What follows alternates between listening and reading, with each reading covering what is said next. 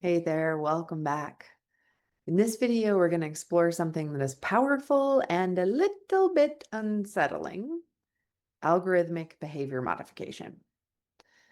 In the simplest terms, platforms are not just showing us content, they are shaping how we think, feel, and act. In the last video, we talked a little bit about how they tune our emotional frequency. They also predict our behavior before we even know what we want. They nudge us in that direction. Algorithmic behavior modification uses our data to anticipate our next move and then influence it. This happens through analyzing what we click, how long we watch, what we linger on, and then the system will feed us back more of whatever we are willing to watch. You can think of this as behavioral engineering at scale. I want to explain a little bit of the psychology behind this. So you may be familiar with operant conditioning. So this is from the work of Skinner, which describes how behaviors that are followed by rewards are repeated.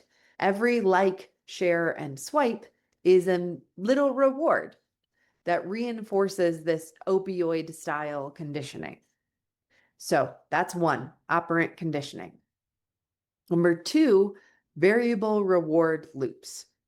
So when rewards are unpredictable, you don't know when a hit of validation is going to come, your brain will crave that even more, just like slot machines. So if every time you posted a selfie, you knew you were going to get the same 20 likes from the same 20 people, it would lose its excitement pretty soon.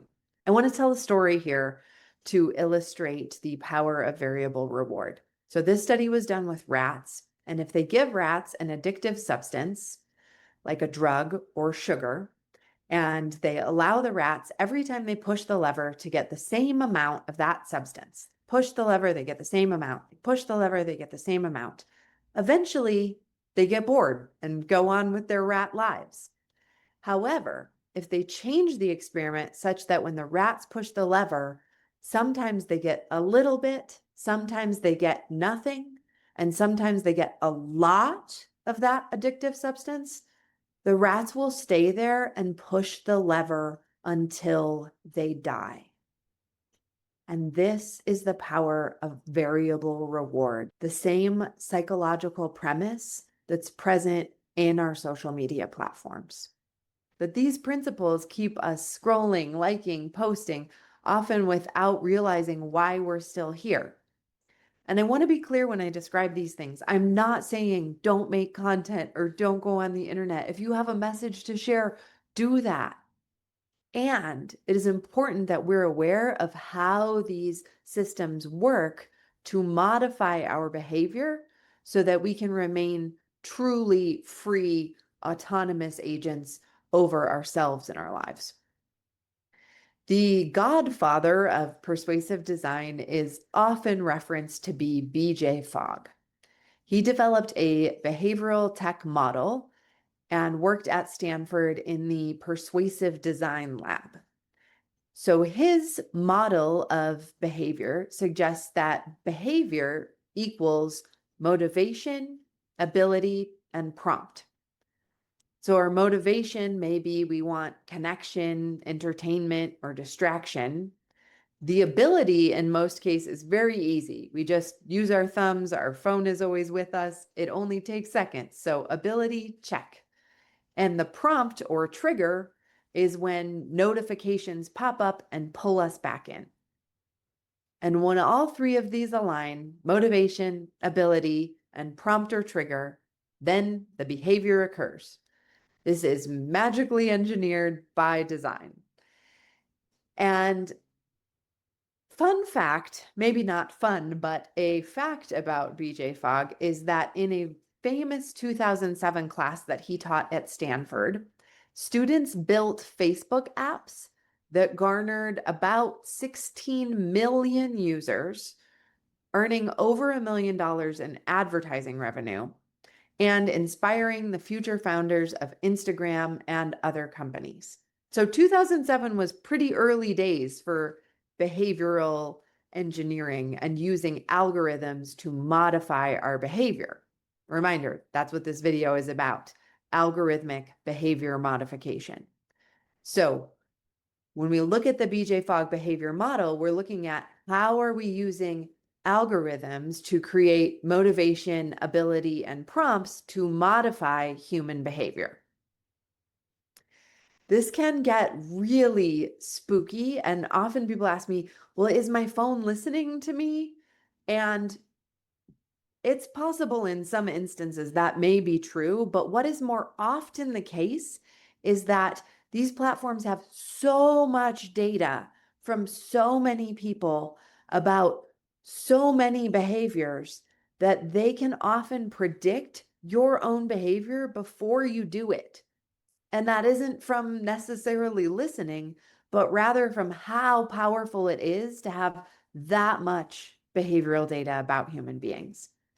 There's an iconic example of this from 2012 in which Target used purchase data and algorithms to identify that a young woman was pregnant before her own father knew. So she got an advertisement for baby products. And she was a teenager, and her father stormed into a brick and mortar store, upset. Why are you targeting my teen daughter for things related to pregnancy, like baby lotion and supplements? And it turned out that she was, in fact, pregnant and hadn't told her father yet. And so this matters for all of us, because if algorithms can predict pregnancy, imagine what else they're nudging us toward: impulsive shopping, emotional self-medication, polarization, convincing us that people on the other side are awful, horrible people. We'll get into that more in later videos. But the takeaway here is that algorithms are not neutral. They prioritize behaviors that increase engagement and profit, not your well-being. And there are many, many examples of this type of behavior modification. And I encourage you to do a little experiment with yourself. See if any of your behaviors have been influenced by what you've seen online. And often when I teach this stuff, people will tell me, I'm not influenced. And then when they begin observing more closely, that skill of noticing we were talking about earlier in the class, they begin to see the way that, in fact, the media they're consuming is nudging them towards certain behaviors. And again, all is not lost. There are specific ways we can respond to handle this algorithmic behavior modification. So, spot the prompt, right? Turn off your notifications if you haven't already, and recognize when a ping or update nudges you toward a certain behavior. Was that the behavior you were going to do right then? Or are you being influenced by the algorithm toward that behavior? Once you spot the prompt, then pause to decide, do you really want to go there? Maybe, maybe not. And practice redirecting. So swap the compulsive scroll for a choice that's aligned with your values and purpose. And we'll build tools for this throughout the module. For now, just keep noticing and understand the vast quantities of behavioral data that these companies have. Algorithms aren't inherently evil. They're tools built for profit. And awareness is your first line of defense. If we want to lead our lives and not just be led through them, then we have to begin questioning these invisible nudges.